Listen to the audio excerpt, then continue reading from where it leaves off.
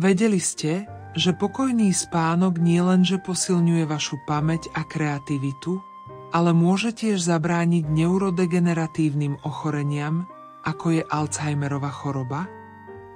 Kým spíte, váš mozog neodpočíva, ale neúnavne pracuje na upevňovaní spomienok a čistení sa od toxínov nahromadených počas dňa. Tento proces je životne dôležitý pre vaše duševné a emocionálne zdravie. Hoci často podceňujeme silu dobrého spánku, pravdou je, že kvalitný spánok je jednou z najdôležitejších činností pre vašu celkovú pohodu.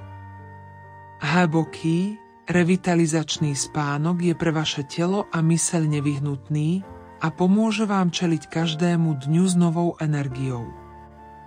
Predstavte si, že sa každé ráno zobudíte skutočne odýchnutý a plný energie. Chcete vedieť ako? To, čo sa chystáte objaviť, nie sú len jednoduché tipy na lepší spánok, sú to starodávne tajomstvá, ktoré zmenia vaše noci a váš život. Dnes vás prevedieme fascinujúcou cestou, ktorá sa začína príbehom o Budhovi, ktorý podľa svojho bratranka a žiaka Ánandu počas noci nikdy nezmenil polohu a zostal pri vedomí aj v spánku. Zostaňte s nami až do konca, aby ste sa dozvedeli 7 praktických tipov na zlepšenie vášho nočného odpočinku. Kedysi dávno žil jeden bohatý muž, ktorého trápila nespavosť, a tak sa rozhodol vyhľadať pomoc u múdreho buddhistického mnícha.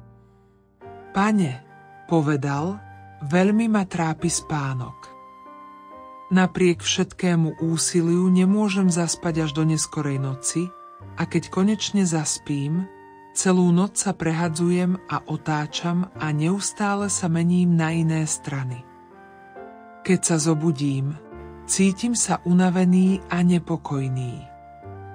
Prosím, nájdete mi riešenie tohto problému. Buddhistický mních spokojným úsmevom odpovedal: skôr ako vám ponúknem riešenie, chcem sa s vami podeliť o malý príbeh o tajomstve hlbokého spánku veľkého Budhu. A tak mních začal rozprávať príbeh. Keď Buddha spal, stalo sa niečo neobyčajné. Celú noc zostával v rovnakej polohe bez toho, aby sa pohol čo i len o milimeter. Vedľa neho spal jeho bratranec a žiak Ánanda, ktorý bol známy svojou úžasnou pamäťou a tým, že recitoval mnohé Budhove rozpravy. Ananda noc čo noc s úžasom sledoval, ako Buddha za každým, keď sa uprostred noci prebudil, nehybne a pokojne udržiaval rovnakú polohu. V Anandovej mysli to vyvolalo mnoho otázok. Jedného dňa Ananda už nedokázal potlačiť svoju zvedavosť a rozhodol sa Budhu uprostred noci zobudiť. Pane, prosím, odpusť mi, že som prerušil tvoj odpočinok, povedal Ánanda. Viem, že toto nie je správny čas na kladenie otázok, keďže si sa celý deň prechádzal, ale moja zvedavosť je taká veľká, že nemôžem čakať do zajtra. Prosím, odpovedz na moju otázku a upokoj môj nepokoj. Ananda pokračoval. Som s tebou už 20 rokov a všimol som si, že celú noc stráviš v jednej polohe bez toho, aby si sa vôbec pohol. Naozaj spíš, alebo nie? Buddha sa usmial a odpovedal. Ananda, našiel som správnu polohu na spanie, a teraz sa v spánku nemusím hýbať. Zostávam bdelý aj v stave spánku. Kým moje telo odpočíva, moja myseľ zostáva bdelá. Ananda sa prekvapene spýtal: Ale pane, ako je možné zostať bdelý počas spánku?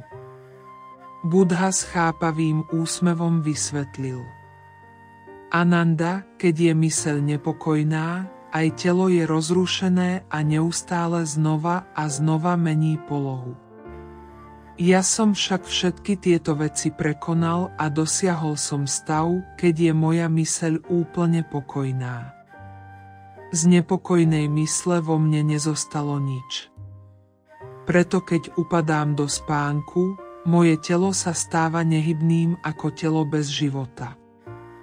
Videli ste niekedy mŕtve telo, ako mení svoju polohu? Ananda onemel, pohltený majstrovými slovami. Buddha pokračoval. Je to myseľ, ktorá udržiava aktivitu aj počas hlbokého spánku. Keď však myseľ dosiahne absolútny pokoj, telo sa dostane do hlbokého a regeneračného stavu odpočinku, zatiaľ čo vedomie zostáva zvnútra bdelé. V tomto stave môže človek zažívať úplnosť existencie. Aj v spánku vedomie nepretržite svieti ako malá lampa rozsvietená v tme. Buddha známy svojou hlbokou múdrosťou a súcitom strávil roky s dokonaľovaním svojej schopnosti vstúpiť do hlbokého, ale vedomého spánku. Hovorí sa, že počas svojich snov dokázal prijímať zjavenia a duchovné vedenie, pričom udržiaval neustále spojenie s vnútorným svetom a božstvom. Na konci príbehu buddhistický mních povedal boháčovi: Môj priateľ, osvietený človek nespí ako obyčajný človek. Keď obyčajný človek spí, upadá do bezvedomia a nevníma svoje okolie. Keď však spí bytosť ako Buddha, je vždy pri vedomí. Medzi bdením a spánkom sa deje niečo úžasné. Väčšina ľudí tento okamih nezažije, nevie, kedy zaspí. Osvietený človek však v tej chvíli zostáva pri vedomí, čo ho približuje k pravému vedomiu. Zmetený muž odpovedal: Pane, nerozumiem takým hlbokým pojmom duchovnosti. Vysvetlite mi, prosím, jednoduchým spôsobom, prečo nespím dobre a pokojne. Mních odpovedal: Môj priateľ, existuje 7 hlavných dôvodov, prečo je tvoj spánok narušený. Prvý dôvod spočíva v tom, ako využívame svoj spánkový priestor. Mnohí z nás robia tú chybu, že si z postele urobia miesto na iné ako spánkové aktivity. Jedenie, sledovanie videí na telefóne, hranie hier alebo len rozhovory počas ležania. Spálňa by mala byť posvätným miestom na odpočinok, ale keď ju používame na iné účely, metieme svoj mozog a ten si ju nespája výlučne so spánkom. Takže keď si idete ľahnúť, vaša myseľ plne neakceptuje, že je čas spať. To sťažuje rýchle zaspávanie a upadnutie do hlbokého spánku. S významnou prestávkou mních pokračoval. V buddhistických kláštoroch mnísi praktizujú jednoduchý, ale mocný zvyk. Po prebudení opúšťajú svoju posteľ a vracajú sa do nej až na konci dňa. Tento rituál nie je len rutinou, ale úkonom, ktorý posilňuje mentálnu asociáciu medzi posteľou a hlbokým, pokojným spánkom. Druhým dôvodom, prečo sa vám nedarí dosiahnuť hlboký, pokojný spánok, je absencia pevného času spánku. Ak sa chcete zobúdzať skoro a cítiť sa plne odýchnutí, musíte si zvyknúť chodiť spať skoro a každý večer v rovnakom čase. Keď si zvyknete spať v pevne stanovenom čase, vaša myseľ sa prispôsobí tejto rutine a prirodzene sa v tom čase začnete cítiť ospalí. Predstavte si Johna, muža, ktorý chodieval spať vo veľmi rôznom čase, niektoré noci o 10:00, iné o polnoci a niekedy dokonca po 1 hodine ráno. Kvôli tomuto nepravidelnému zvyku sa John vždy budil unavený a dezorientovaný bez ohľadu na to, koľko hodín spal. Potom mu buddhistický mních vysvetlil, že tretím dôvodom nepokojného spánku je premýšľanie o negatívnych veciach pred spaním. Ak idete spať s obavami v mysli, vaša myseľ bude nepokojná a bude rušiť váš spánok. Myšlienka, ktorú máte pred spaním, sa stane prvou myšlienkou, keď sa ráno prebudíte. Výskum ukázal, že emocionálny stav a myšlienky pred spaním môžu výrazne ovplyvniť ľahkosť zaspávania a kvalitu spánku počas noci. Keď sa chystáme spať, naše podvedomie je najaktívnejšie. Vtedy myšlienky, ktoré si vytvoríme, rýchlo prijíma naše podvedomie, ktoré sa ich snaží uskutočniť. Naše podvedomie nerozlišuje medzi dobrými a zlými myšlienkami, jednoducho začne pracovať s prijatými informáciami. Preto namiesto toho, aby sme pred spaním mysleli na svoje problémy a negatívne myšlienky, mali by sme sa sústrediť na pozitívne veci, ktoré chceme pre svoj život. To môže priniesť pozitívnu zmenu a zlepšiť kvalitu nášho spánku. Mních ďalej vysvetlil, že 4. dôvodom, prečo nemáme hlboký a pokojný spánok, je spanie v zlej polohe. Nemali by ste spať s hlavou otočenou na sever. Magnetická príťažlivosť Zeme spôsobuje, že do mozgu prúdi veľa krvi a vzhľadom na veľmi tenké cievy v mozgu to môže zvýšiť riziko prasknutia. U starších a slabších ľudí by to mohlo byť dokonca smrteľné.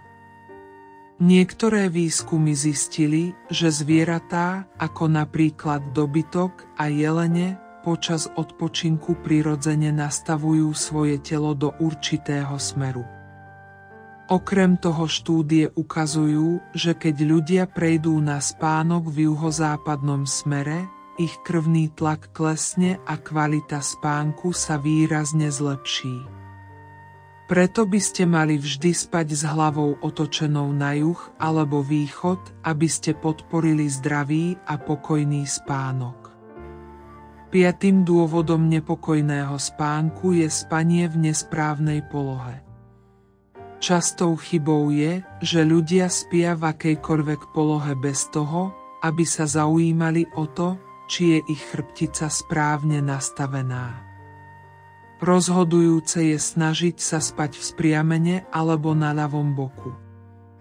Spánok v polohe, ktorá udržiava chrbticu v neutrálnom postavení, môže pomôcť znížiť bolesti chrbta, zlepšiť dýchanie a uľahčiť hlbší a pokojnejší spánok. Pokiaľ ide o spánok na ľavom boku, existujú dôkazy potvrdzujúce jeho výhody. Táto poloha uľahčuje lepšie prekrvenie srdca a mozgu, čo je prospešné najmä pre ľudí so srdcovými problémami alebo vysokým krvným tlakom. Okrem toho spánok na ľavom boku môže zlepšiť trávenie, pretože umožňuje žalúdku a črevám pracovať efektívnejšie, čím sa znižuje možnosť pálenia záhy a iných tráviacich problémov, ktoré môžu narušiť spánok. Štúdie naznačujú, že pre tých, ktorí trpia nočnými morami alebo častými nočnými morami, môže poloha na ľavej strane pomôcť znížiť výskyt týchto udalostí. Táto poloha môže podporiť pokojnejší spánok a znížiť pravdepodobnosť náhlych a rušivých prebudení počas noci. 6. dôvodom, prečo nespíme dobre, je konzumácia ťažkých jedál neskoro v noci. Ak pred spaním zjete ťažké jedlá, váš spánok bude ovplyvnený, pretože trávenie týchto jedál si vyžaduje veľa času a energie. Kým sme bdelí a aktívni, naše trávenie pracuje správne. Keď však ideme spať, trávenie sa spomalí. Potrava v žalúdku sa nestrávi správne a zostane tam, čo spôsobuje nepohodlie a narúša váš spánok. Preto sa snažte večerať vždy 3 až 4 hodiny pred spaním, aby trávenie nenarušilo váš odpočinok. Predstavte si svoj žalúdok ako nočného kuchára, ktorý pracuje na čas, kým vy spíte. Keď mu pred spaním doprajete hostinu z ťažkého jedla, je to, ako by ste ho požiadali, aby pripravil luxusnú večeru tesne pred zatvorením reštaurácie. Váš úbohý žalúdok, ktorý už myslel na relaxáciu a odpočinok, musí zrazu prejsť na nadštandardnú prácu, aby rozložil tie zložité tuky a bielkoviny.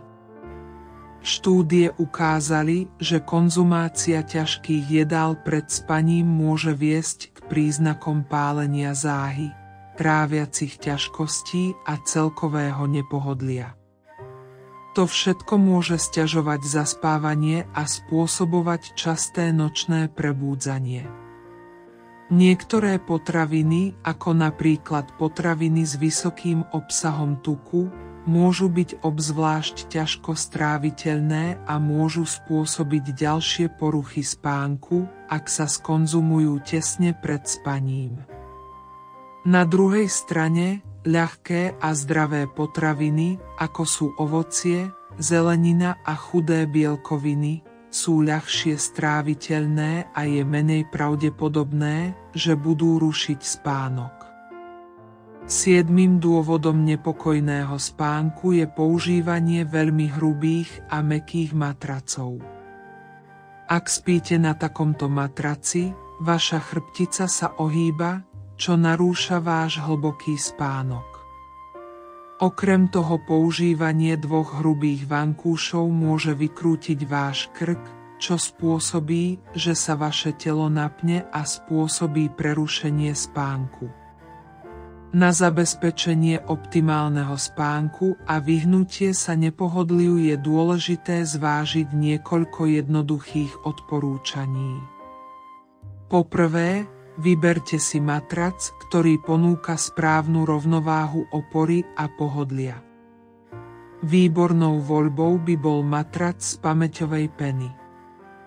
Pamäťová pena sa prispôsobuje kontúram tela, poskytuje rovnomernú oporu a zmierňuje tlakové body. Pomáha tiež udržiavať chrbticu v rovine, čo môže prispieť k hlbšiemu a pokojnejšiemu spánku. Mních na záver povedal, že toto sú niektoré z dôvodov, prečo v noci nespíme dobre. Ak sa vám podarí odstrániť všetky tieto príčiny zo svojho života, určite budete mať každú noc hlboký a pokojný spánok. Muž pochopil význam mníchových slov, poklonil sa mu a spokojne odišiel. Takže priatelia, ak aj vy chcete zlepšiť kvalitu svojho spánku a hlboko si odýchnuť, riate sa týmito radami buddhistického mnícha a urobte svoj život pokojnejším a oživenejším. Pred sledovaním záverečnej výzvy, ak sa vám tieto príbehy zapáčili, podeľte sa o ne s osobou, ktorú máte radi, a nezabudnite sa prihlásiť na odber kanála a zapnúť si zvonček s upozornením. Máme pre vás zbierku buddhistických príbehov, ktoré vás budú viesť k osobnému rastu a rozvoju. Teraz, keď ste sa dozvedeli o umení dobre a zdravo spať, vás pozývame, aby ste sa zapojili do našej 7-dňovej výzvy na premenu vášho spánku. Počas nasledujúcich 7 dní implementujte tieto tipy a sledujte, ako sa kvalita vášho spánku zlepší. Vytvorte si spánkovú rutinu, chodievajte spať a vstávajte každý deň v rovnakom čase. Vstávanie so slnečným svetlom je vynikajúcim postupom na reguláciu vášho prirodzeného cirkadiánneho cyklu a zlepšenie kvality vášho spánku.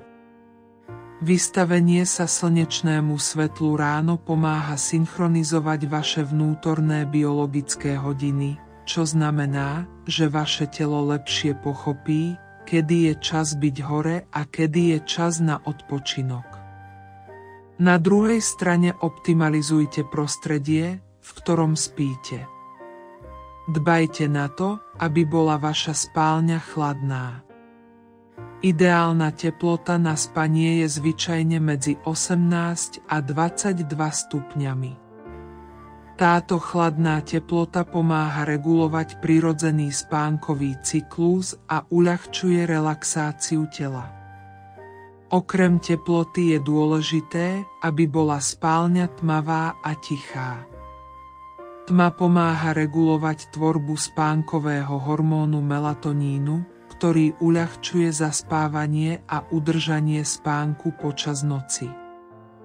Ak sú v miestnosti vonkajšie svetlá, ktoré môžu rušiť váš spánok, môžete použiť zatemňovacie alebo blackout závesy. Odpojte sa od obrazoviek, vyhnite sa elektronickým zariadeniam aspoň hodinu pred spaním. Takisto nezabudnite znížiť akýkoľvek hluk, ktorý by mohol rušiť váš spánok.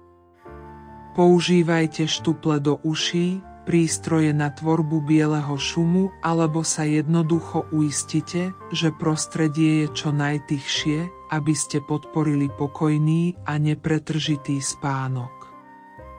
Dávajte si pozor na stravu, jedzte ľahkú večeru a pred spaním sa vyhýbajte ťažkým jedlám, ako sú masné a vyprážané jedlá, korenené jedlá, červené mäso, jedlá s obsahom kofeínu alebo alkoholické nápoje. Venujte sa aj relaxácii, zarate do svojho nočného režimu meditáciu alebo techniky hlbokého dýchania, správne si nastavte telo, spajte v polohe, ktorá je priaznivá pre vašu chrbticu. Nakoniec kontrolujte svoje myšlienky, pred spaním sa sústrete na pozitívne myšlienky. Po splnení tejto výzvy nám v komentároch napíšte, ako sa váš spánok zlepšil. Cítite sa viac odýchnutí, ktorý typ bol pre vás najúčinnejší. Nezabudnite sa prihlásiť k odberu nášho kanála a zapnúť si upozornenia na ďalší obsah o zdraví a wellness. Na záver by sme radi vedeli, odkiaľ sa k nám pripájate, aby sme vás mohli srdečne pozdraviť. Môžete nám povedať, odkiaľ nás sledujete. A ak by ste chceli tento príbeh venovať niekomu výnimočnému alebo dostať osobný pozdrav, zanechajte nám jeho meno a miesto v komentároch. Uvidíme sa v ďalšom novom videu s novým odkazom. Dovtedy sa o seba starajte a nech sú vaše nasledujúce dni naplnené jasnosťou, dobrotou a hlbokou múdrosťou Budhu, ktorá osvetľuje vašu cestu. Ďakujeme. Namaste.